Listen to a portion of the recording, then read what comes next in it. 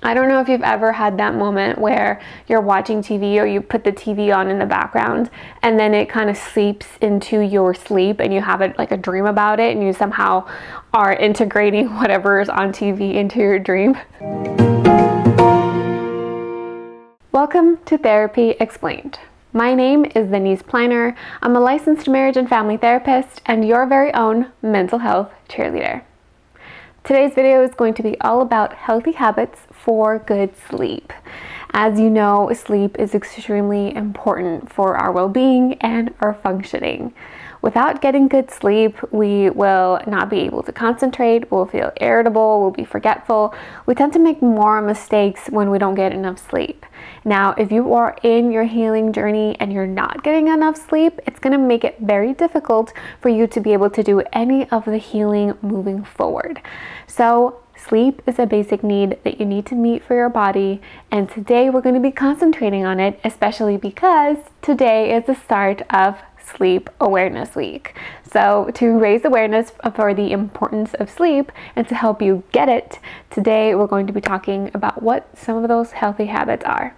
But before we jump into the video, as always, make sure to subscribe to this channel if you haven't already for more videos on all things mental health, and of course give it a thumbs up if you knew that it was Sleep Awareness Week or if you like the topic. Without further ado, let's go ahead and jump to it. Number 1, silence. Now this might be a little bit tricky depending on your living situation, but try to keep a silent space as much as possible. Whatever you can control. So this is turning off TVs, music, closing the doors, closing the windows if it's not too hot or not too uncomfortable for you to have to close that window. And if you need to, you can also use earplugs so that you can block out some of the noise that you really can't control outside of your space. But silence is extremely important for us to be able to go to sleep. Yes, this also means that you can't turn on the TV in order to have background noise to fall asleep to or music to be able to fall asleep to. And the reason for this is when there is auditory stimulus to our brain, it will stay awake. There's still going to be a part of our brain that is trying to pay attention to what's going on around us. This is part of our basic survival instincts, so it will keep that part of our brain awake and make it difficult for us to get restful sleep. So this is extremely important. Now, if you are someone who benefits from some sort of background noise, I encourage you to look at white noise. There are some white noise machines that you can purchase, but there are also some white noise apps that you can download on your phone and just kind of like leave for you to be able to fall asleep to. Now, this white noise mimics more the noise that we experienced when we were in the womb, so our brain is more attuned to it and can fall asleep more calmly than it would had it been listening to music or TV. I don't know if you've ever had that moment where you're watching TV or you put the TV on in the background and then it kind of seeps into your sleep and you have it like a dream about it and you somehow are integrating whatever's on TV into your dream.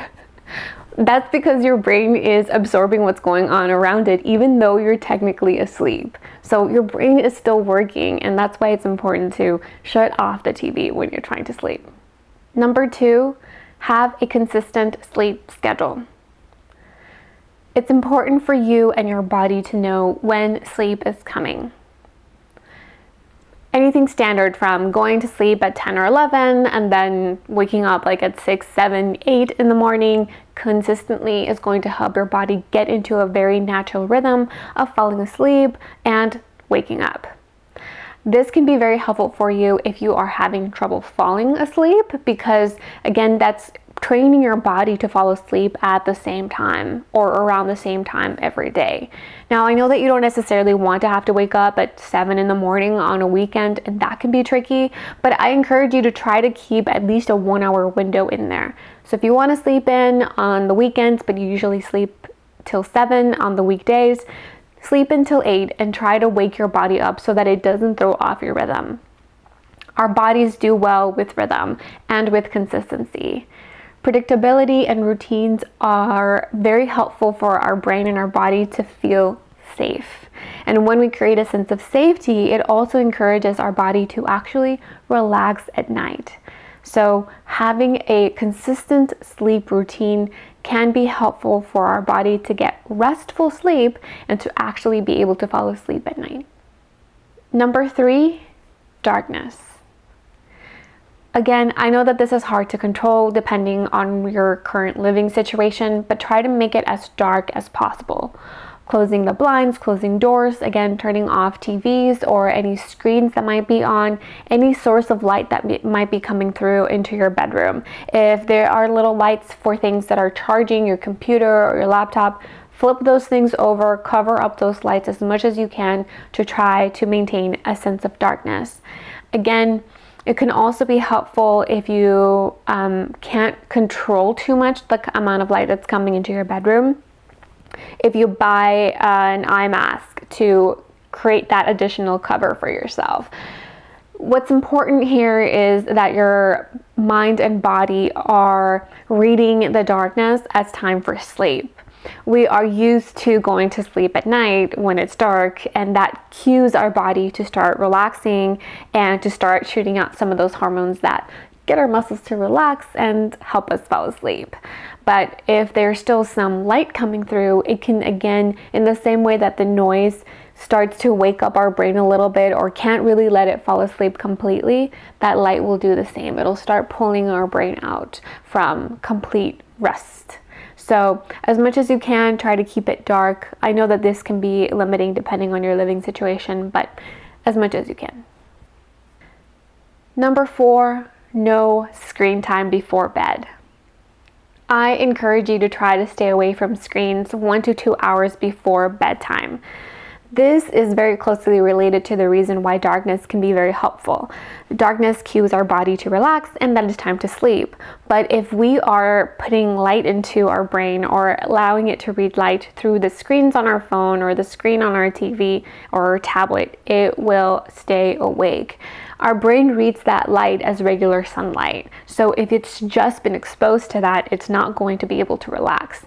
This is going to make it difficult for you to be able to fall asleep.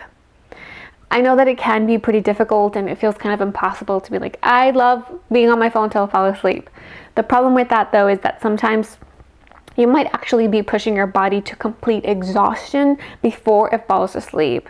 So you're already keeping your body awake more and longer than it actually wants to be awake. And that's probably also why when you wake up, you're still feeling tired. And that's because technically you kept your body awake when it didn't want to be.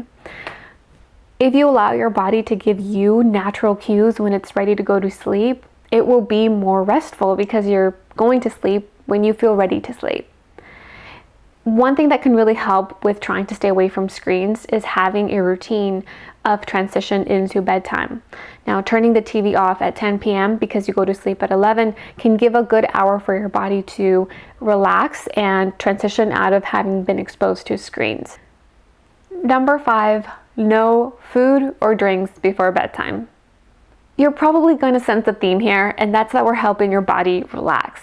Trying to keep it from having to do any work, whether that's processing what you've seen or what you're listening to or some light or noise that's going on around you. Same thing with food and drinks.